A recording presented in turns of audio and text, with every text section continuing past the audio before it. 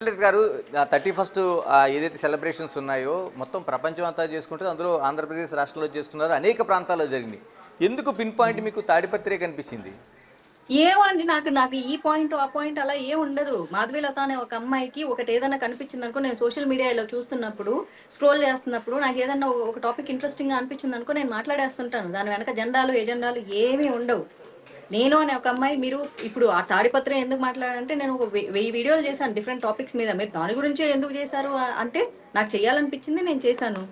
Ladies party అర్ధరాత్రి ఎగరాలి. ఇప్పుడు మీరే ప్లే చేశారు. అర్ధరాత్రి ఆడోళ్ళు స్వేచ్ఛగా ఎగరాలి, పార్టీలు చేసుకోవాలి, డీజేలు అయి దినాలు, ఈ దినాలు ఎగరాలి, స్వేచ్ఛ స్వతంత్రం అని చెప్పాడు. మరి అదే స్వేచ్ఛ స్వతంత్రాన్ని వాడుకొని నేను అమ్మ ఆడపిల్లలు మీరు సంరక్షణగా ఉండండి అంటే నన్ను ఆడపిల్లగా కన్సిడరేషన్ నుంచి తీసేశారండి ఆయన పెద్ద మనిషి. ఈ 2 నాలుకల ధోరణి ఎందుకు? ఆడవాళ్ళకి స్వేచ్ఛ కావాలని ఆయనే చెప్పాడు. ఆడవాళ్ళు స్వతంత్రంగా ఎంజాయ్ చేయమని ఆయనే చెప్పారు.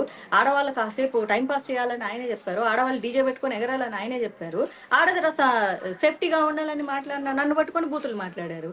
ఇది ఏమి ఇంకా ఆయన స్త్రీ స్వేచ్ఛ, ఏమి ఆయన స్త్రీ స్వతంత్ర భావన? ఒక్క మగ పురుగు కూడా ఎంటర్ అవ్వదన్నారు. ఒకసారి ఆ పార్టీలో చూడండి, ఈయన కూడా పోయి ఎగురుతున్నాడు ఈ పెద్ద మనిషి. మళ్ళీ ఈయనని మగవాడి కింద కన్సిడర్ చేసుకోలేదా ఆయన? అంటే నేను ఆయన అనాలని నేను అనట్లేదు. ఎందుకంటే ఒక మగ పురుగు కూడా రారు, ఒక మగవాడు కూడా రాడు అన్నారు. మరి అదే పార్టీలో ఈ ఈ అంకులు ఎగురుతున్నారు కదా, మరి ఇది మరి ఆయన ఎవరు?